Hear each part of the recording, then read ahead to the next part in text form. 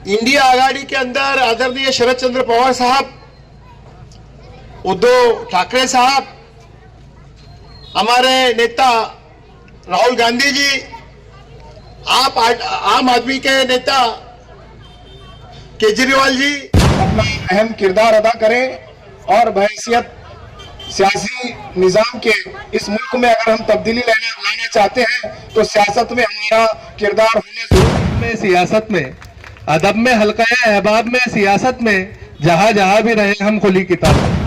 वतन पे जान दे दी हमने, हमको गद्दारी नहीं आई।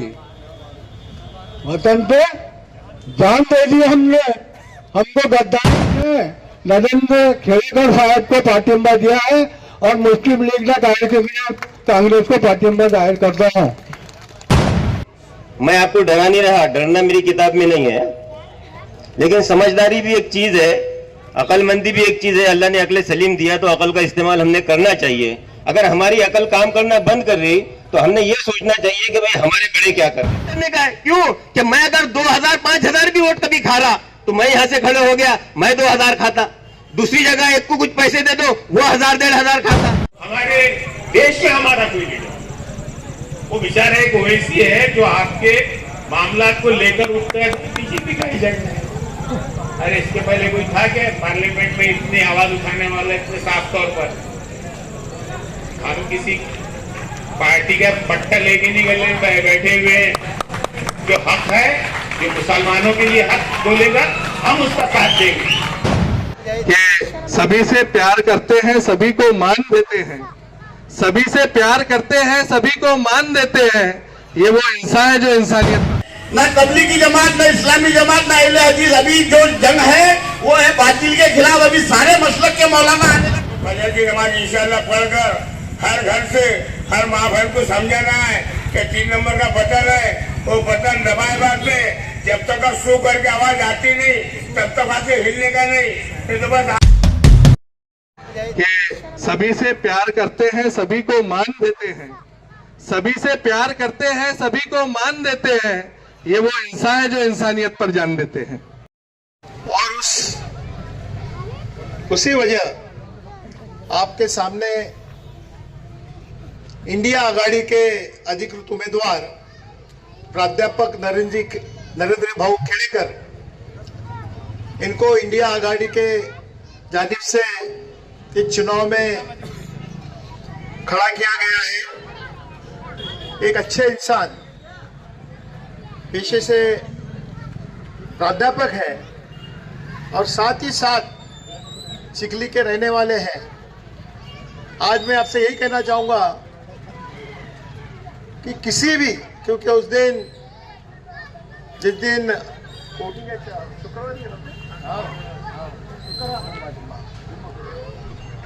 26 तारीख को जुमा है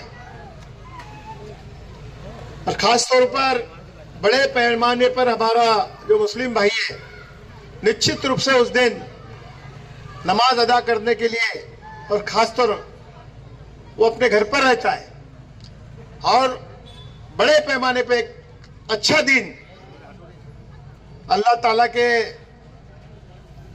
वजह से बहुत अच्छा दिन, शुक्रवार का दिन आपको मतदान करना है। मैं आपसे यही दरखास्त करना चाहूंगा, इंडिया आघाड़ी के अंदर आदरणीय शरद चंद्र पवार साहब, उद्धव ठाकरे साहब, हमारे नेता राहुल गांधी जी, आम आदमी के नेता केजरीवाल जी, सीपीएम के नेता खासतौर पर लाल बावटा, बहुत बड़े पैमाने पर यहां हमारे वोटर हैं, सीपीएम के नेता, सेकाप के नेता और दीगर ऐसे कितने पार्टियां हैं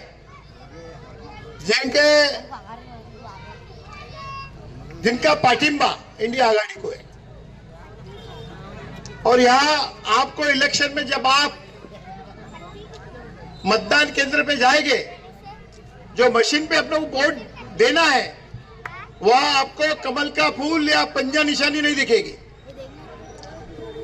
वहां क्योंकि कांग्रेस पार्टी ने मशाल निशानी जो उद्धव ठाकरे साहब की है, मशाल निशानी पर आपको सबको वोट देना है। आप बोलेंगे नहीं, कई भाई हैं हमारे बुजुर्ग हैं, अरे यहां तो पंजा दिख ही नहीं रहा। मशाल निशानी है। अब सभी से मेरी यही दरखास्त है कि आज देश के हालात, खास तौर पर हमारे कौम के हालात, जो भाईचारा हमेशा रहता था, आज हर समाज को बांटने की कोशिश की जा रही है। ए छोटे बच्चे हो, चलो बैठो जगह पर। अच्छा कहीं दूं ना मैडम, बांटने की कोशिश की जा रही है।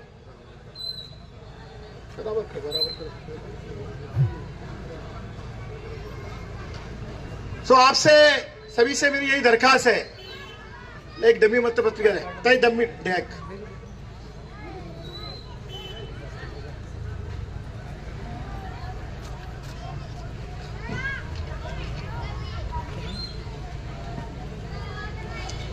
ये डमी मत पत्रिका है।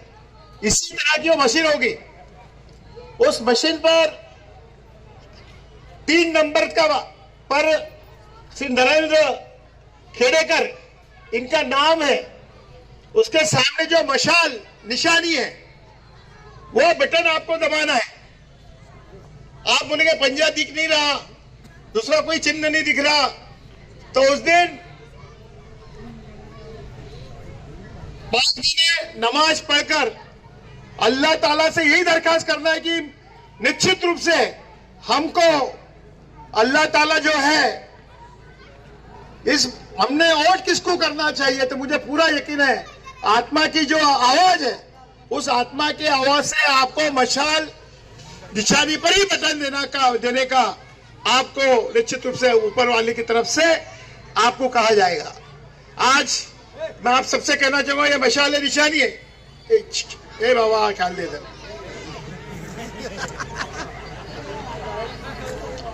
मशाल निशानी, ये मशाल निशानी पर जो जुल्म की सियासत आज पूरे देश में चल रही है, वो सियासत को इस मशाल जलाकर उस जुल्मों वाली सियासत को हमको भस्मसात करना है। और सभी देवता, हिंदू देवता हो, हमारे मुस्लिम देवता हो, उससे प्रार्थना कर किसी भी हालत में बड़े पैमाने पर हमको मशाल चिन्ह का सामने का बटन दबाकर नरेंद्र भाऊ खेड़ेकर को बड़े वोटों के साथ आपको चुन के देना है। पकड़ो डॉक्टर साहब इसको।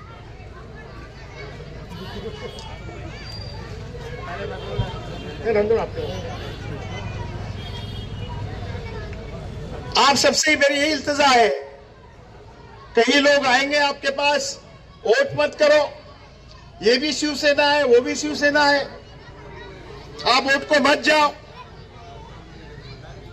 मेरे भाइयों, दोस्तों और बुजुर्गों, मैं आपसे यही दरखास्त करना चाहूंगा कि आप जो शिवसेना पार्टी है उसके साथ जो अलायंस हुआ है, तो सेकुलर बातों को लेकर अलायंस हुआ है। इसलिए आप सभी से मेरी यही दरखास्त है कि आज अगर हमारा वोट अगर हमने नहीं दिया, कुछ मामूली पैसों के खातिर हम वोट डालने नहीं गए, तो निश्चित रूप से बहुत बड़ा नुकसान हमारे कौम का निश्चित रूप से होगा। और जो भाई हमारी ऐसे कुछ पैसों के लिए ऐसी शरारत करते हैं, आज देश का चुनाव है, देश के चुनाव में ऐसे आदमी के हाथ में हमको सत्ता सौंपनी है कि जो सेकुलर हो, सेकुलर के साथ सभी समाज को लेकर सभी समाज को न्याय देने का काम उसके माध्यम से हो। इसलिए आप सभी से मेरी यही दरखास्त रहेगी, एक दिलो जान के साथ हमने वोटिंग करना है। धूप के दिन है, हम बोलेंगे गर्दी हो जाएगी, ऐसा नहीं है। आप जब मतदान केंद्र पे जाएंगे तो जो लाइन में लोग रहेंगे, पहले 10-10 लोगों को वो टोकन दे देंगे। टोकन देने के बाद 10 लोगों का वोटिंग होने के बाद फिर 10 लोग,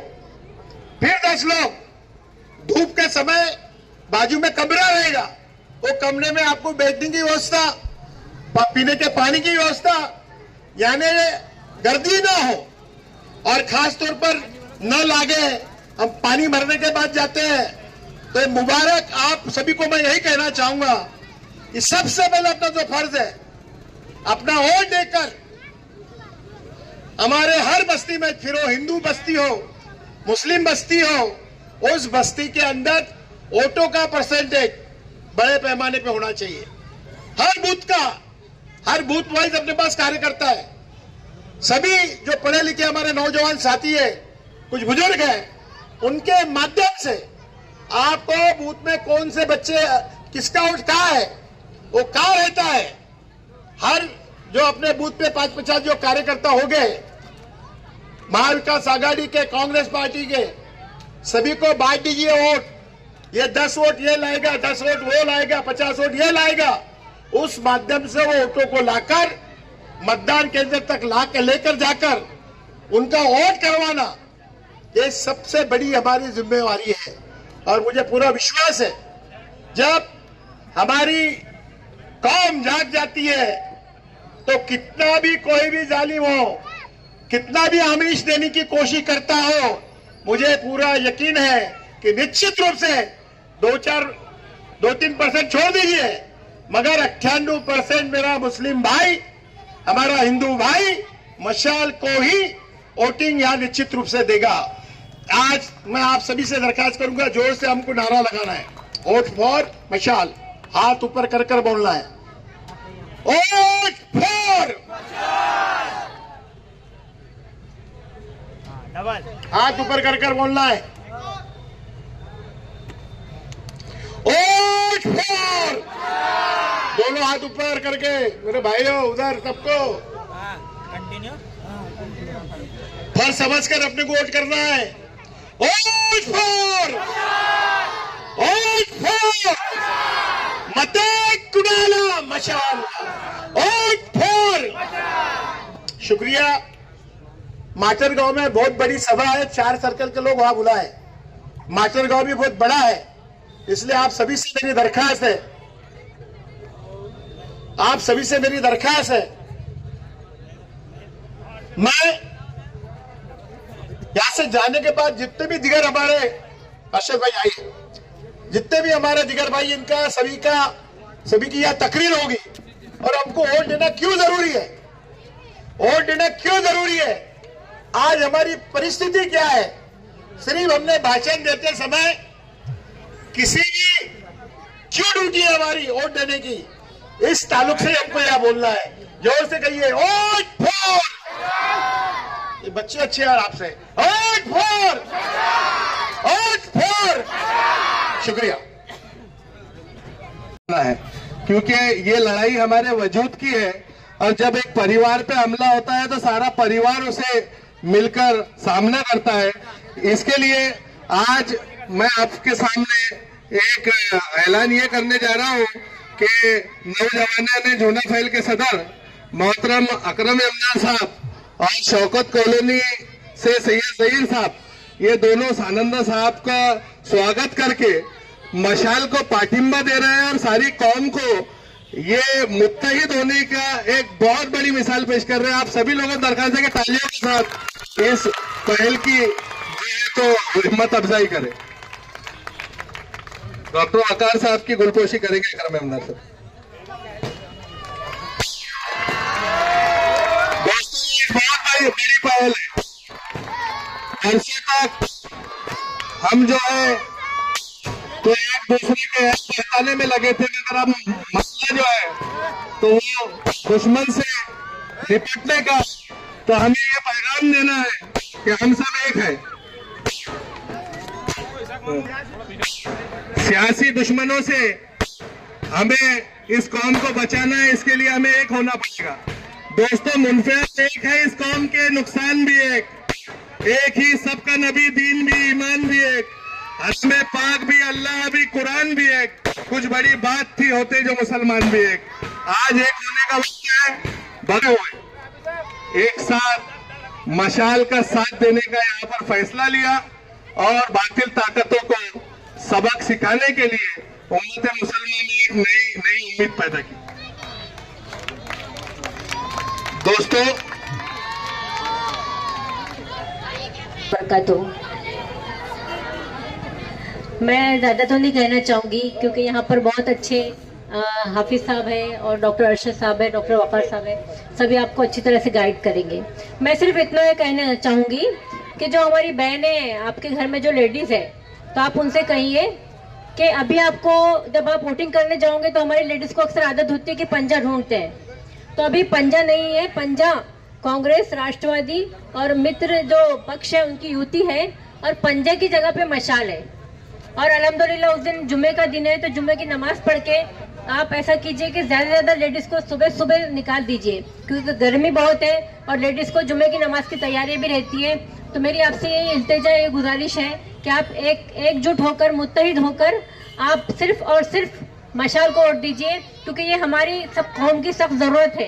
पता नहीं हमें आने वाला इलेक्शन नसीब हो या ना हो, तो हमें आखिरी इलेक्शन की तरह इसको लड़ना है और हमें तासुब पसंद जो ताकत है उन्हें दूर करना है, और हमारी कौम को जो है, जो अभी फिलहाल नफरत का जो माहौल है, जैसा राहुल जी गांधी कहते आए हैं कि नफरत की दुकान बंद हो और मोहब्बत की दुकान खोलो, तो हमें नफरत की दुकानें बंद करनी है, मोहब्बत की दुकान खोलनी है।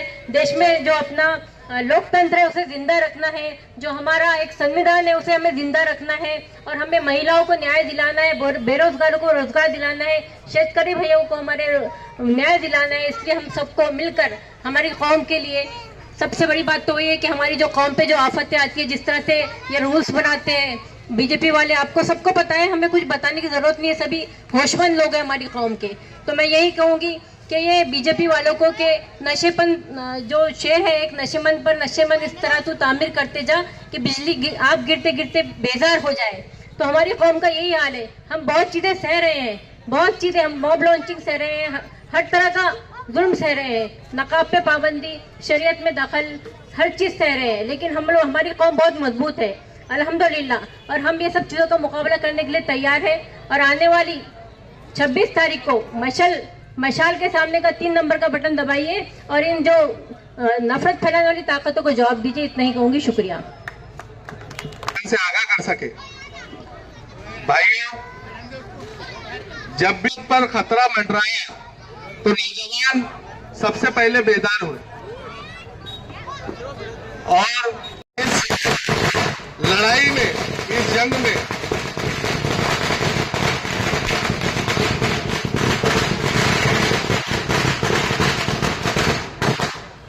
अरशद साहब ने इस लड़ाई, इस जंग में हमारा भरपूर साथ दिया। हमारे साथ जो हमने घर घर मीटिंगें रखी, लोगों में बेदारी पैदा की, उसमें हमारा हमेशा साथ दिया।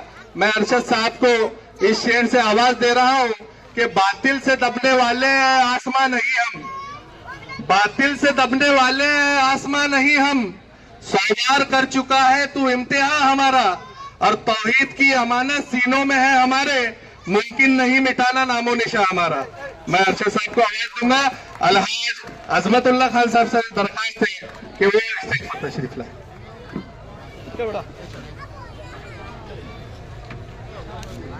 नहमदुहु व नुसल्ली अला रसूलिल करीम, अम्मा बाद, फ़अऊज़ु बिल्लाहि मिनश शैतानिर रजीम, बिस्मिल्लाहिर रहमानिर रहीम।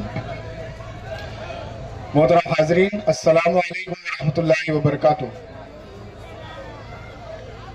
आज आपके सामने मैं बहैसियत किसी सियासी पार्टी के प्रमोटर या किसी पार्टी को प्रमोट करने या किसी निशानी को यहाँ पर वोट डालने के लिए आपसे कहने के लिए नहीं खड़ा हूँ, और ना ही मैं किसी दीनी जमात की नुमाइंदे के तौर पर आपके सामने खड़ा हूँ।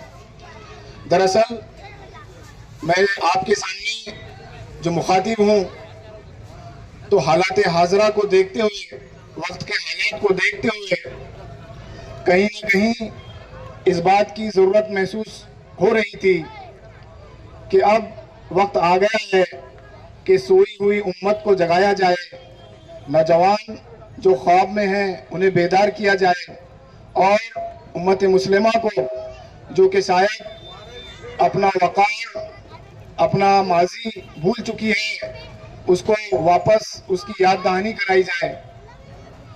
इसको मैं एक छोटी सी मिसाल के जरिए मैं आपको समझाता चलूं।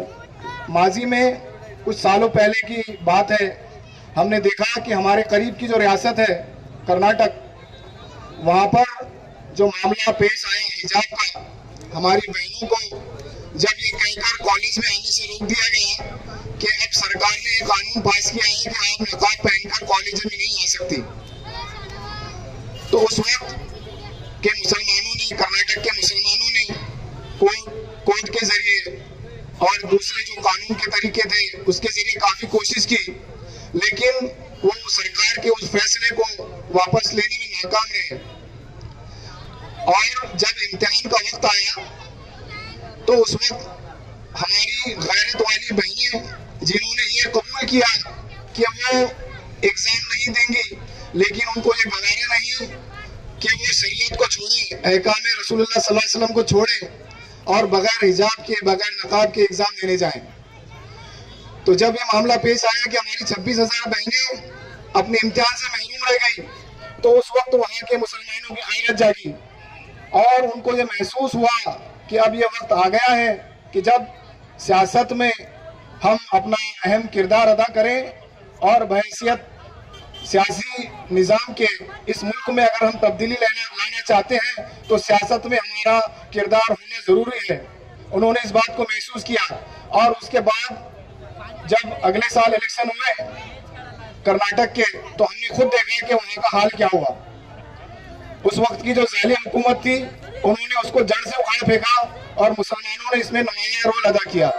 वही मिसाल हमारे पास अभी जो पिछले साल तेलंगाना के इलेक्शन हुए, वहाँ की मिसाल हमारे पास मौजूद है कि जब मुसलमान संगठित होता है, जब मुसलमान जागता है तो वो क्या कर सकता है।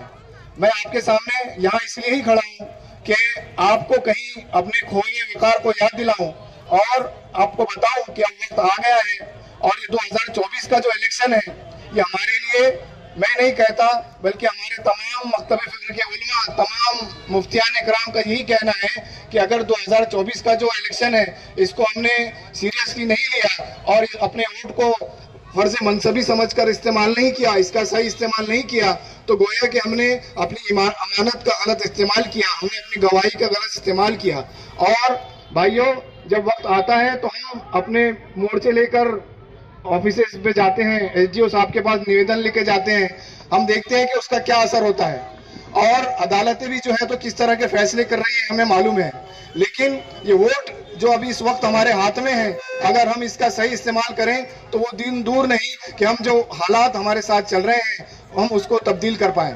तो मेरी आप तमाम से मैं यही गुजारिश करूंगा कि अपने वोट का जो है सही इस्तेमाल करें और इसको जाये होने से बचाएं। हम देखते हैं कि अभी जो इलेक्शन है 26 तारीख को हमारे यहाँ, तो बहुत से लोग ये चाह रहे हैं कि हमारे जो वोट है वो मुंतशिर हो ताकि जो उम्मत मुस्लिमा की जो असल ताकत है वो जाहिर ना होने पाए। लेकिन मैं आपसे तहे दिल से ये दरख्वास्त करता हूँ कि इस बार लोगों की बहकावे में ना आए, इधर उधर की बातों में ना आए।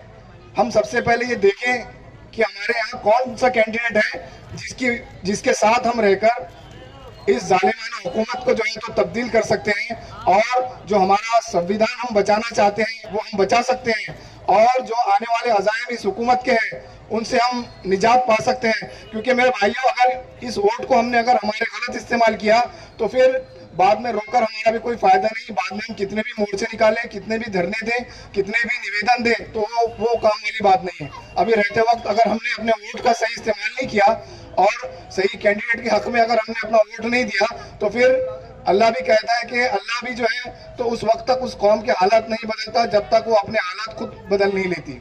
तो हाजरीन, मैं आप तमाम से इस मंच से यही अपील करूंगा कि आने वाले इलेक्शन में आप खुद समझदार हैं, आपको खुद पता है कि हमारा वोट किस कैंडिडेट को जाएगा, तो वो जो है तो जालिमाना हुकूमत का जो कैंडिडेट है उसको हराने में कामयाब होगा, ये सब आप लोग जानते हैं। लेकिन कुछ साजिशें चल रही हैं कहीं कि मुसलमानों के वोट को मुंतशिर किया जाए, लेकिन आप इस बार इस बात का सबूत दे दीजिए कि अब मुसलमान जो है तो जागरूक हो चुका है, मुसलमान जाग चुका है।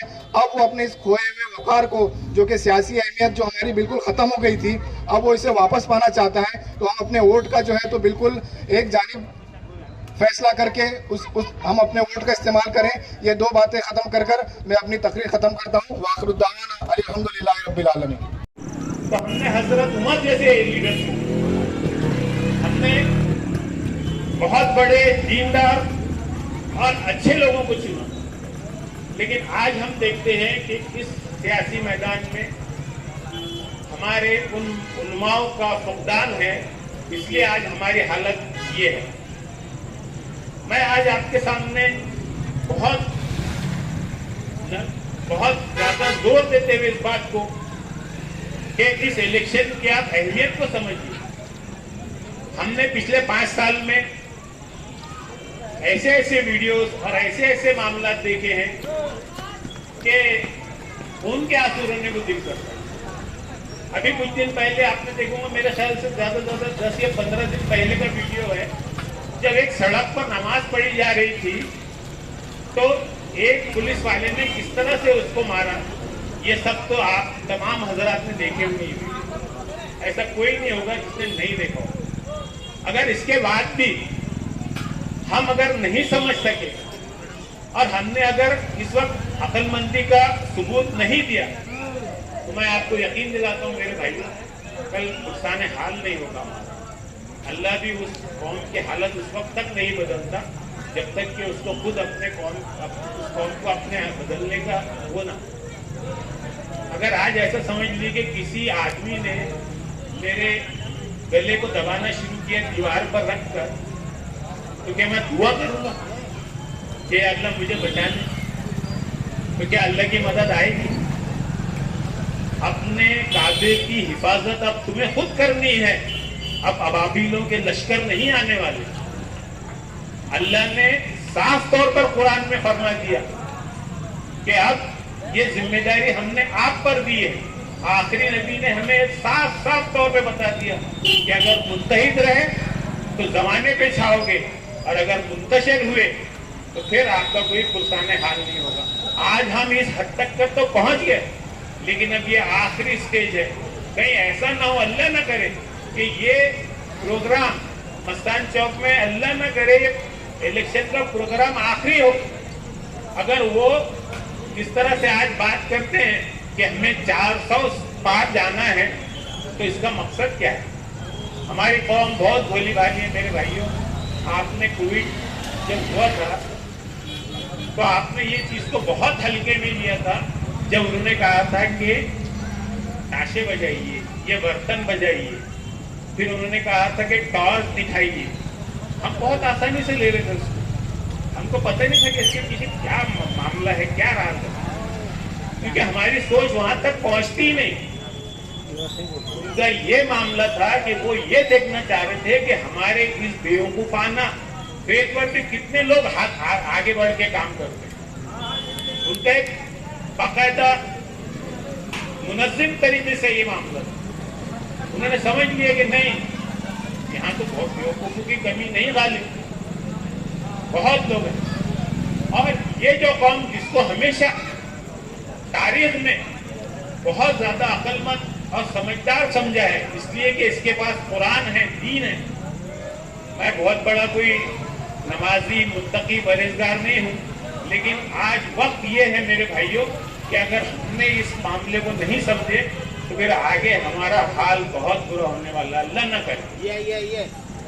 मैं आज अपनी मिसाल बिल्कुल उस चिड़िया की तरह समझ रहा हूँ कि एक जंगल में बहुत बड़ी आग लगी है और एक चिड़िया उस अपने चोंच में पानी लेकर जा रही है उस आग को बुझाने के लिए। तो एक बंदर एक दरख्त पर बैठा उससे कह रहा है कि तेरे बेवकूफ, ये तेरे जरा से पानी से क्या आग बुझेगी जंगल की? तो चिड़िया ने जवाब दिया, तो आपको मालूम कि उस चिड़िया ने जवाब दिया कि जब अल्लाह के दरबार में इस बात का फैसला होगा कि ये आग किसने लगाई और ये आग किसने बुझाई, तो मेरा नाम उस बुझाने वालों की लिस्ट में होगा, ना कि उन जलाने वालों की लिस्ट। तो मेरे भाइयों, आज हमारे लिए ये वक्त है।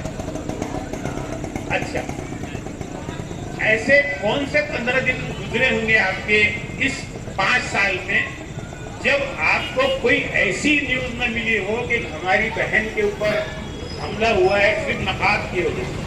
वो इसके पहले की 60 साल कांग्रेस की हमने हुकूमत देखी, अल्लाह के फजल करम से कभी हिम्मत नहीं हुई कि शरीयत में उन्होंने कोई मुदाखलत की, कभी नहीं लड़ा। और एक मर्तबा जब एक गलती हो भी गई थी, जब इमरजेंसी से पहले मोहतरमा इंदिरा गांधी ने नसबंदी का मामला लाया, तो आपको इल्म होगा कि हमारी कौम ने कैसा मजा चखाया था, हुकूमत गिरा दी। तो आज भी मौका वैसे ही, अगर हम आज लोग अपने इस हालात को नहीं समझे, और जिस तरह से मैं ये देखता रहता हूं कि हर वार्ड में अरे वो क्या सबसे बड़ा है, अरे क्या उसके पीछे सब है, अरे क्या उसके पीछे सब है, हम किसी को लीडर मानने को ही तैयार नहीं। सही ये बात नहीं है कि मेरे को लीडर नहीं बनना है, मैंने बहुत कोशिश की मेरे भाई, और मैंने बहुत अच्छी भी कोशिश किया, और बड़े बड़े लीडरों से भी लड़ा। ये मेरे जो साथ में रहने वाले अमीर जमदार जितने भी लोग हैं, ये सब अच्छी तरह से जानते हैं कि मैंने उसमें कसर नहीं छोड़ा। लेकिन हमारे कौम का क्या बोलना चाहिए, नसीब ही ये है कि हम किसको लीडर ही नहीं मानते। अच्छा, मोहल्ले में नहीं मानते एक लीडर, शहर में कोई एक लीडर नहीं मानते, डिस्ट्रिक्ट में कोई एक लीडर नहीं मानते, हमारे स्टेट में हमारा कोई लीडर नहीं है, हमारे देश में हमारा कोई लीडर। वो बेचारा एक ओवैसी है जो आपके मामला को लेकर उठता है, बीजेपी का एजेंडा है। अरे इसके पहले कोई था क्या पार्लियामेंट में इतनी आवाज उठाने वाला इतने साफ तौर पर? हम किसी पार्टी का पट्टा लेके नहीं गले बैठे हुए हैं। जो हक है, जो मुसलमानों के लिए हक बोलेगा, हम उसका साथ देंगे। ये मौका नहीं है यहाँ पर इस बात करने का, लेकिन हक बात हक ही रहती है, कोई उसको छुपा नहीं सकता, कोई उसको दबा नहीं सकता। और आज अच्छा, उन लोगों ने ये बहुत अच्छी तरीके से समझ लिया है, मुसलमान कोई टेंशन लेने की जरूरत नहीं, मुसलमानों का कोई टेंशन लेने की जरूरत नहीं है। कुछ लोगों को बुलाओ, पैसे दो, उनका आदमी खड़े करो, उनके वोट बढ़ जाएंगे, सीधी हमारी सीट चुन कर आएगी। और आज यही मामला हैदराबाद में हो रहा है, यकीन करेंगे आप, 12 मुसलमान खड़े हुए, एक मर्द मुजाहिद को हराने के लिए 12 मुसलमानों को पैसे देके खड़ा किया। अरे एक तो है, उसको तो बोलने तो वो भी नहीं चलता, सपोर्ट भी नहीं करेंगे, बोलेंगे भी नहीं, तो फिर इस कौम की बेहिसी इससे ज्यादा कुछ नहीं हो सकती। फिर वो क्या है कि मरो फिर शोर मचाते, क्या है, हाँ, मुंतशिर हो तो मरो, शोर मचाते क्यों, है ना? हम शोर भी मचाएंगे। अच्छा, व्हाट्सएप पे सबसे ज्यादा पूरा दिन सिमट के आ जाता है, एक आध तो व्हाट्सएप का मैसेज आ गया कि फिर वो शुरू हो जाता है, अरे ये ऐसा। अच्छा, वो भेज रहा है किसको, सामने वाले को, जुम्मे के दिन ये पढ़ना, अरे तुमने पढ़ा क्या भाई, जुम्मा के दिन इतनी तक वो करो, इतने, अरे तेरे को जब इतना ही समझ रहा तो पहले तू पढ़ लेना भाई। वो खुद नहीं पढ़ेगा, उसको मालूम भी नहीं है बेचारे। तो ये हाल है। तो मसला यही है कि आप तमाम को समझाने के लिए नहीं आए, आप लोग सब समझदार हैं, सब आपको बेहतर तरीके से मालूम है। व्हाट्सएप, फेसबुक, यूट्यूब, हर चीज मौजूद। अब आज वक्त इस बात का है कि हमको दूसरों को समझाना है कि नहीं? आपको मैं समझाने के लिए नहीं आया, आपको ये बताने के लिए आया कि आपको दूसरों को समझाना है कि हालात बड़े खराब हैं। और खासतौर से हमारी माएँ और बहनें जो हैं, ये इस बात का उनके जहन में वो रहता है कि भाई बस जब हमको वोट देना है तो पंजे वोट देने।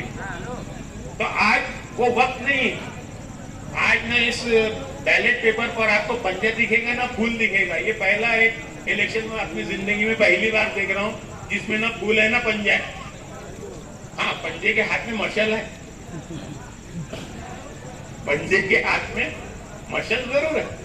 तीसरे नंबर का बटन है। ये खासतौर से अपनी माओं को, बहनों को आपको ये समझाना पड़ेगा, बताना पड़ेगा। और खासतौर से जुमे का दिन, जुमे के दिन कैसा होता है कि हम जुमे की तैयारी में रह जाते हैं। और अच्छी बात ये है, हो सकता है सामने वालों ने कोई गलत तरीके से, लेकिन वो शर में खैर का पहलू अल्लाह डाल देता है ना, कि शर के उसमें वो किया गया है कि जुमे के दिन रखा जाए ताकि मुसलमान नमाज में होते हैं ज्यादातर वक्त, सुबह नहाने धोने तैयार होने 2:30 बजे तक जाएंगे, 3-4 बजेंगे, गर्मी बहुत होगी बोलेगा शाम में जाएंगे, वोटिंग परसेंटेज कम होगा। लेकिन फायदा इस बात का है कि उस दिन हमारे मजदूर भाइयों को छुट्टी रहेगी,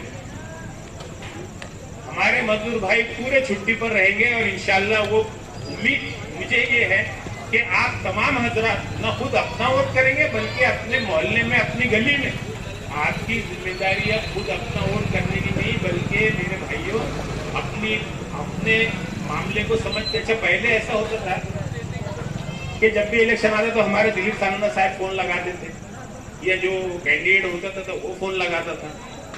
लेकिन मैंने इन दोनों के फोन आने से पहले, इन दोनों को मिलने से पहले मैंने कई लोगों को फोन पे बात किया, पूरे डिस्ट्रिक्ट में किया कि भाई हम लोग सब एक जगह आए, जो भी हमारे को निशानी मिलेगी कांग्रेस जिससे वो होगी, हम चाहते हैं इस पार्टी को हमें, ताकि ये जो आगे 400 वाला मामला है ना, इसको आप बहुत सीरियसली लीजिए।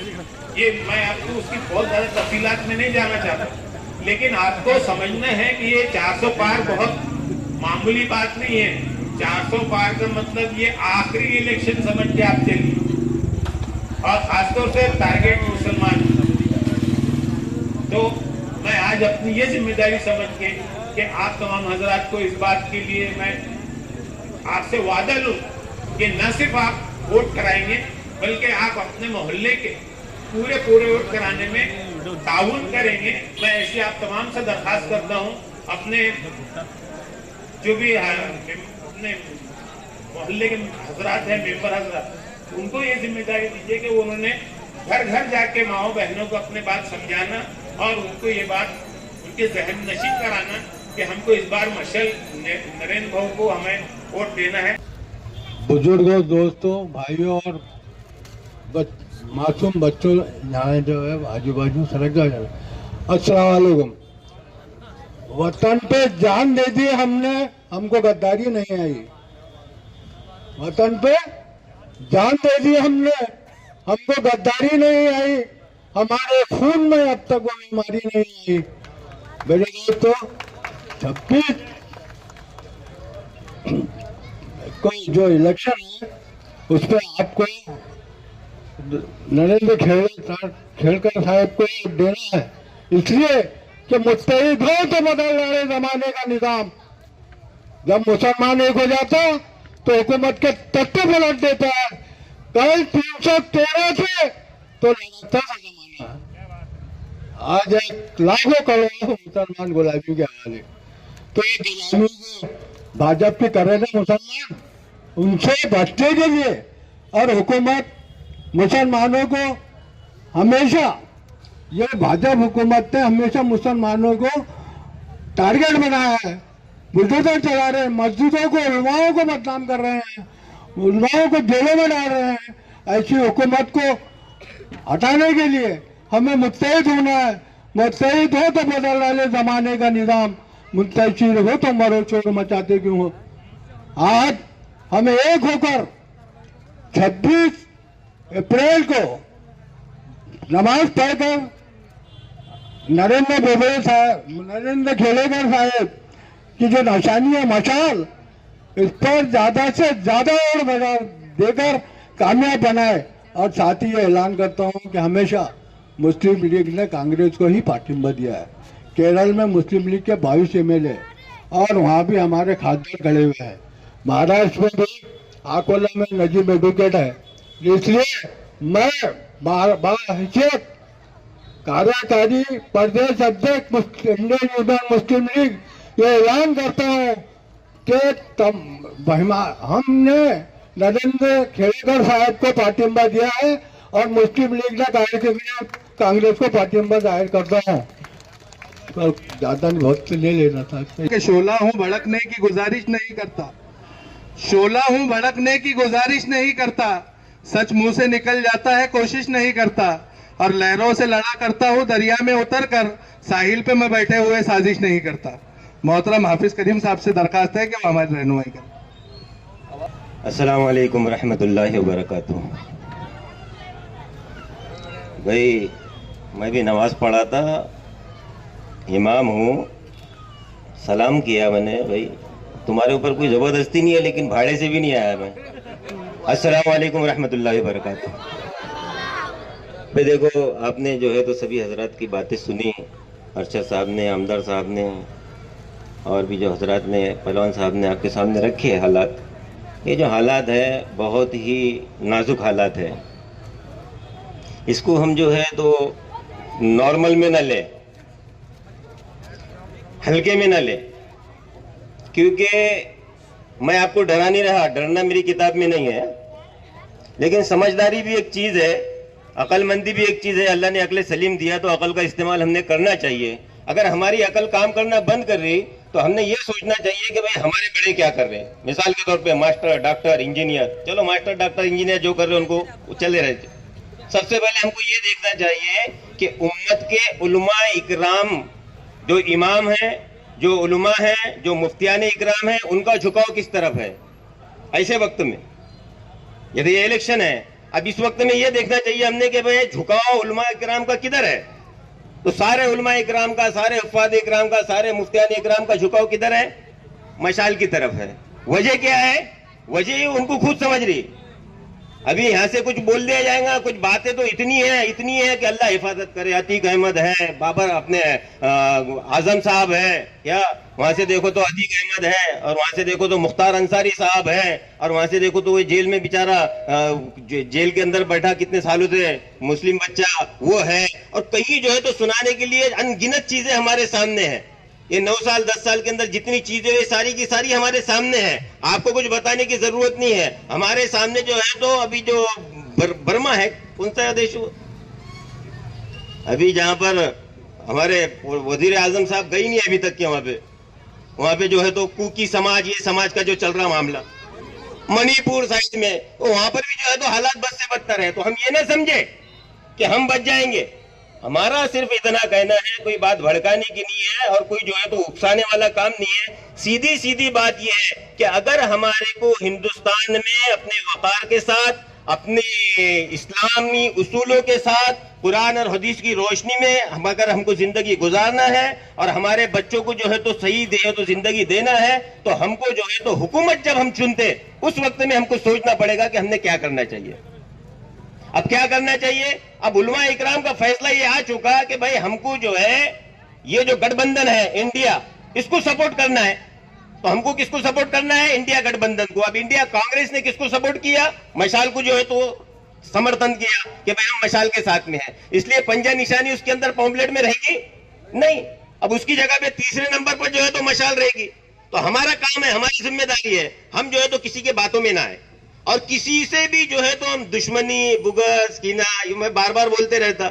इलेक्शन के पीरियड में आता, कुछ कुछ लोगों को ऐसा लगता है कि ये बासानी मेंढक इलेक्शन आया के बराबर कूद के आ जाता। मेरे को कोई शौक नहीं है, अल्लाह का दिया, सब कुछ दिया अल्लाह ने, खुशहाल है, अल्लाह का एहसान है, कोई जरूरत नहीं है, हराम निवाला खाने की जरूरत ही नहीं है। ये जो हमारी जो है तो नसीहत, हमारी जो सोच ऐसी हो जा रही है और हम जो है तो कुछ जो है तो कुत्ते बिल्ली की क्या गाजर मूली की तरह जो काटे जा रहे ना, ये सारी की सारी चीजों की एक ही वजह है और वो वजह ये है कि हमारे पेट में निवाला हराम का चले गया और जिसके पेट में हराम का निवाला चले जाता उसकी 40 दिन तक की इबादत कबूल नहीं, उसकी दुआ कबूल नहीं, और जो बच्चे पैदा होंगे वो खून से, वो मनी से, वो भी हराम पैदा होंगे। तो हमारी जिम्मेदारी है कि हम सबसे पहले हमारा निवाला हलाल करें, सबसे पहले हमारी रोजी रोटी हलाल करें।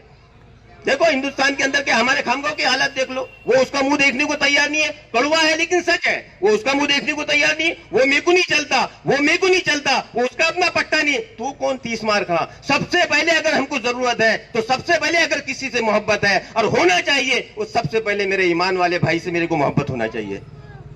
वो हमारे को इंसानियत का जो सबक है, सारे हिंदुस्तानी लोगों से हमको मोहब्बत होनी चाहिए। हम तो उसके अंदर ही पड़े हुए हैं, ये कैसा कर रहा, वो कैसा कर रहा, उसने ऐसा क्यों करा। किसी को बुरा बोलने की जरूरत नहीं है। अल्हम्दुलिल्लाह मुसलमान ईमान वाला वो होता जिसको उम्मत का नफा नुकसान समझ में आ जाता। वो चाहे कहीं भी रहे, मेरी बात को समझो, वो चाहे कहीं भी रहे, जहां उम्मत का मसला आ जाएगा, मैं इस मंच से और इस मस्तान चौक के अंदर जो है तो इस बात का ऐलान करता और इस बात का यकीन है मुझे कि जो भी लोग इधर उधर है, मेरे को अल्लाह की जात से यकीन है कि वो भी मशाल का काम करेंगे, वो भी मुसलमानों के हक में काम करवाएंगे। वो कोई बेईमान थोड़ी है, हाँ, वो क्या ईमान वाले नहीं है? तो हम जो है तो हमारे जहनों से ये निकाल दे बातें कि भाई वो तो उसका काम कर रहा है और उसको क्या है, हम ये बोलना छोड़ दे। पहले हम हमारे तरफ देखे, हम किसी के ऊपर एक उंगली उठाते तो 3 उंगली 4 उंगली हमारे तरफ उठती, तो हम किसी को बुरा ना बोले। सब अच्छे, सबके वास्ते दिल को खुला रखो, मोकला रखो। और आने वाला जुमा का दिन है तो जुमे के बाद में वोटिंग नहीं करने की, पहले ही शुरू कर दो।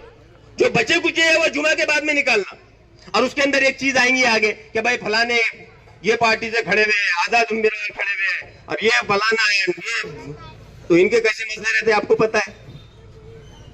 जैसे मिसाल के तौर पे इतने बड़े इलेक्शन में अगर कोई आजाद उम्मीदवार खड़ा होगा, मिसाल के तौर पे मैं एक मिसाल देता, अब ये खेड़ेकर साहब खड़े हुए हैं, प्रतापराव जाधव खड़े हुए हैं और दूसरा कौन से लीडर खड़े हुए हैं, सबके सब बराबर है। अब मैं क्या कर रहा हूं उसमें मालूम क्या, अब मैं मेरा फार्म भर देता।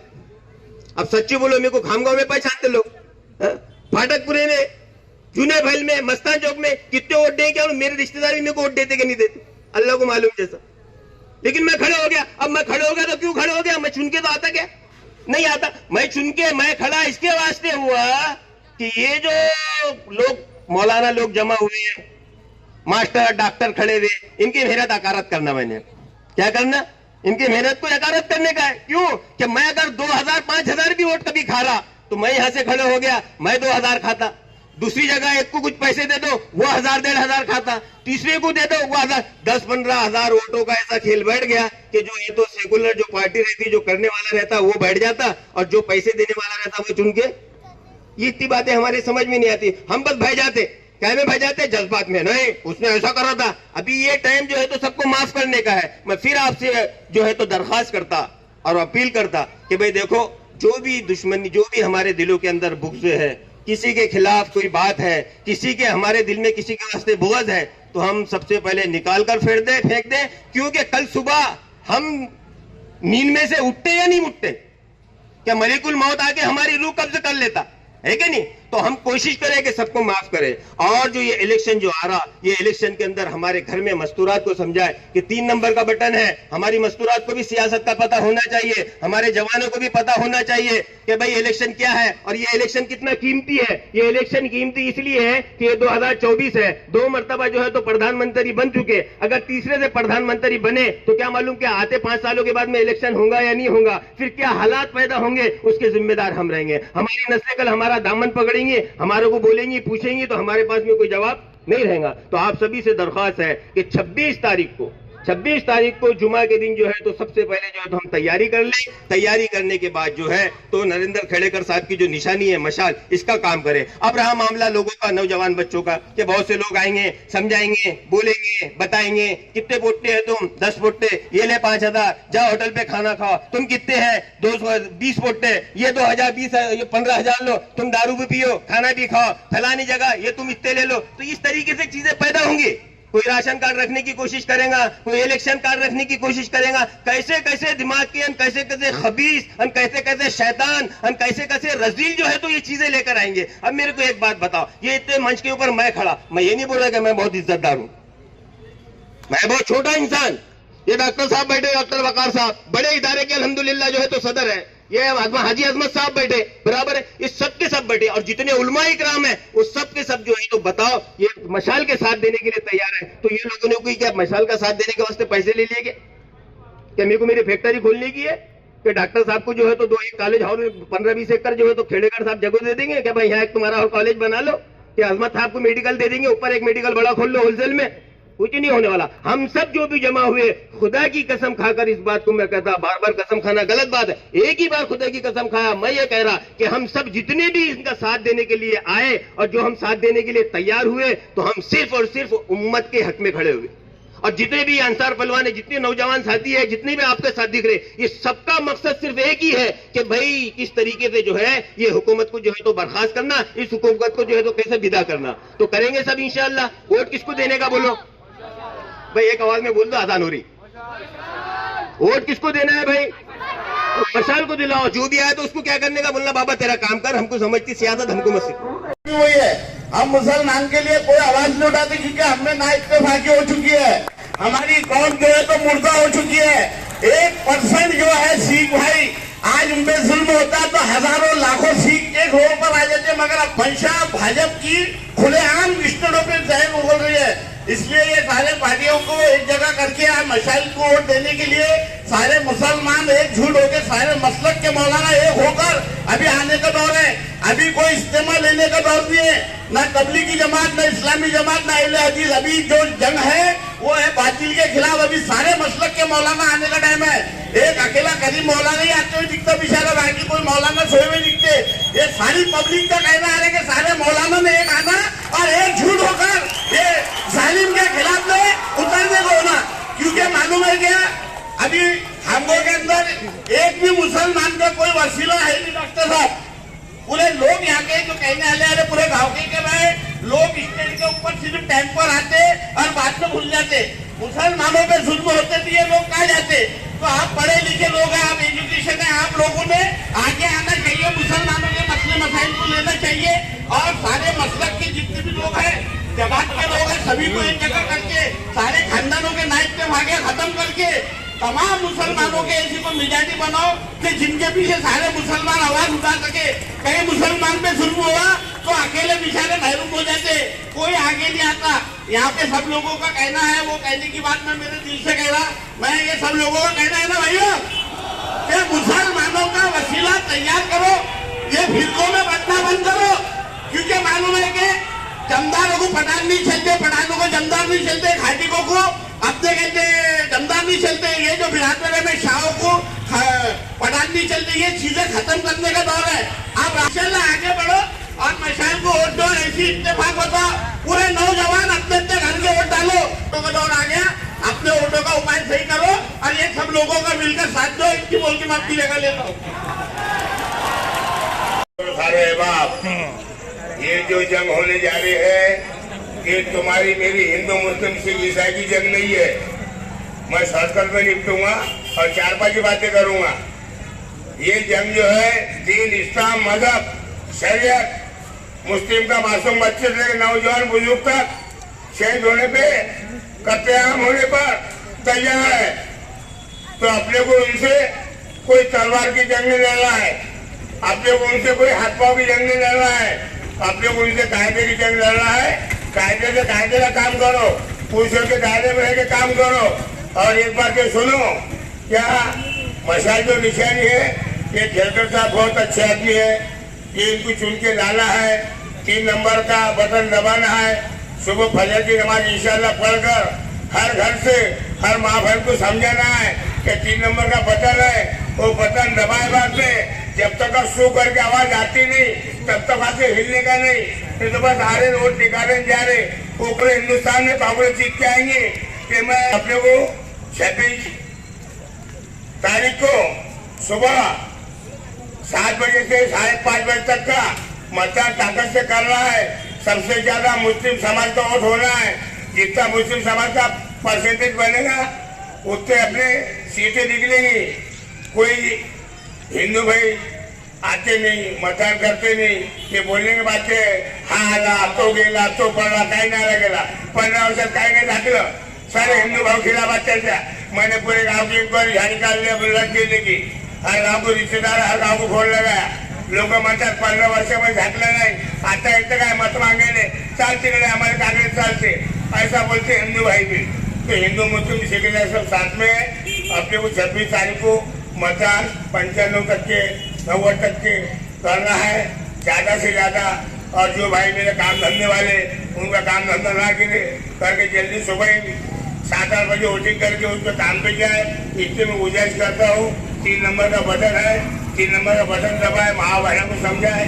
मशाल निशानी है, कांग्रेस की निशानी मशाल है, उद्धव जी ठाकरे जो है उनकी निशानी मशाल है। अपने माँ बहनों को समझता नहीं, वो बोलते बेचारे कि भाई पंजन दिखानी, तो उनको बोला पंजन की मशाल है। ऐसा यहाँ से समझा के बोलना और मतदान ज्यादा करना, इससे मैं आपसे गुजारिश करता हूँ। मैं जो अल्फाज खत्म करता हूँ। अस्सलाम वालेकुम, खुदा हाफिज़। कि सिर्फ मुसलमानी खिलाफ नहीं है। देखिए, हम जो इतना ज्यादा खिलाफ कहते हैं उसकी ये वजह है कि हमारी नजर में जान की कोई अहमियत नहीं। हम जो है तो हमेशा से जान पर ईमान को अफजलियत देते हुए आए हैं, मगर